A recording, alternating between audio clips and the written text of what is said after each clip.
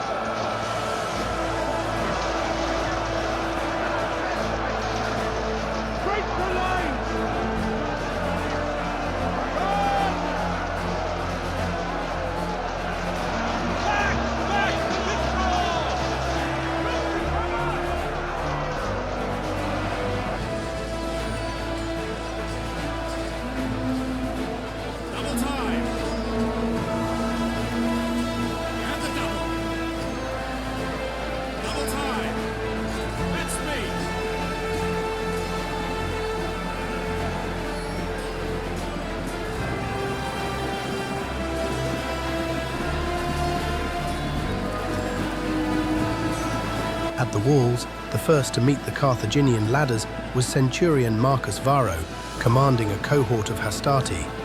Young in years, but hardened in spirit, Varro knew his men were outmatched by the sacred band. Shields splintered, Pila broke, yet Varro's voice rang above the clash.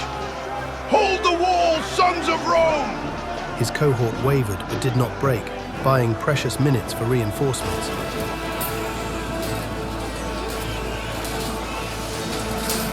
Royal command! Advance at speed!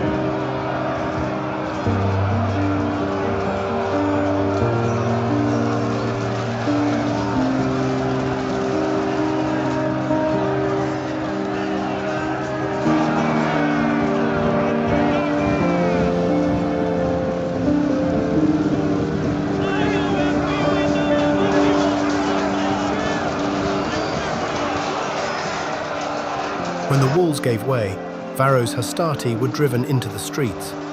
There, alongside their Syracusan allies, they fought in savage single combat. Varro himself was wounded, his helmet shattered, yet he refused to quit the line. It was here that another Roman, centurion Gaius Pullo, rallied the remnants. With bloody blade and iron voice, Pullo drew the men to him, shouting, Rome fights here, or Rome dies here!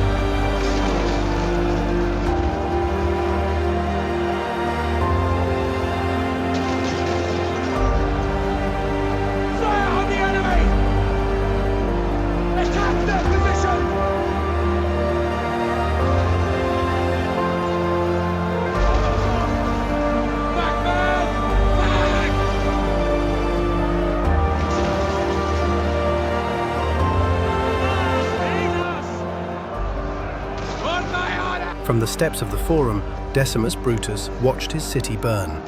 The walls were lost, his hastati driven into the alleys, his triarii locked in desperate combat.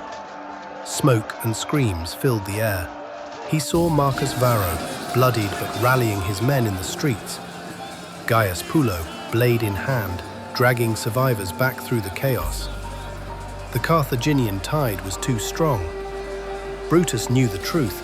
If the men held their ground where they stood, Syracuse would be lost.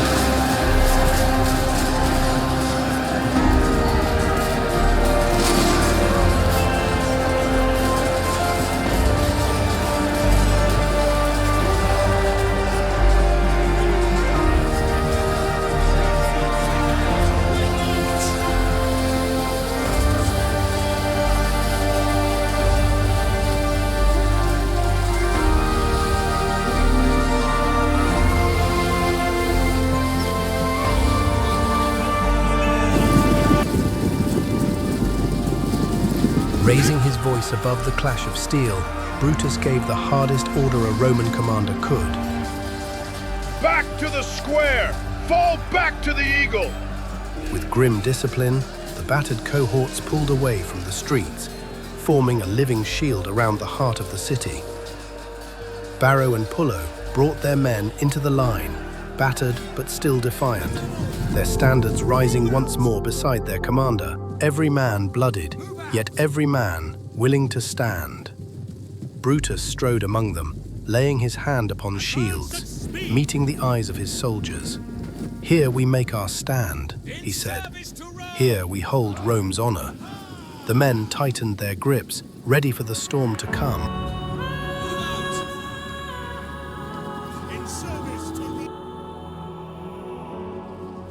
In a frenzy, Carthaginian cavalry and elephants came flooding through the gates. However, this was Brutus's plan.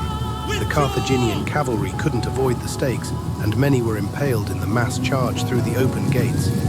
On his signal, Brutus unleashed his reserves, Greek auxiliary cavalry, Through a hail of javelins, they came charging from the alleys into the enemy's flank, cutting down mercenaries and scattering hoplites.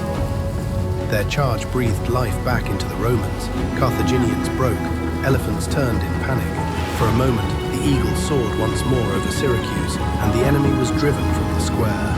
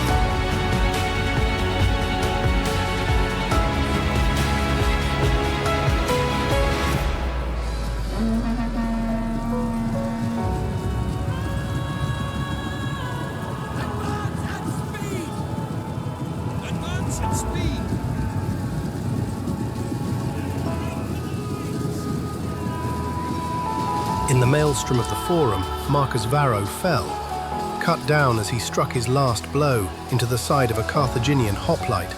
His hastati fought on over his body until the enemy was driven back.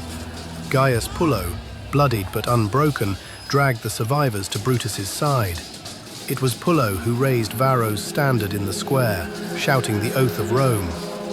We do not yield! We do not fall!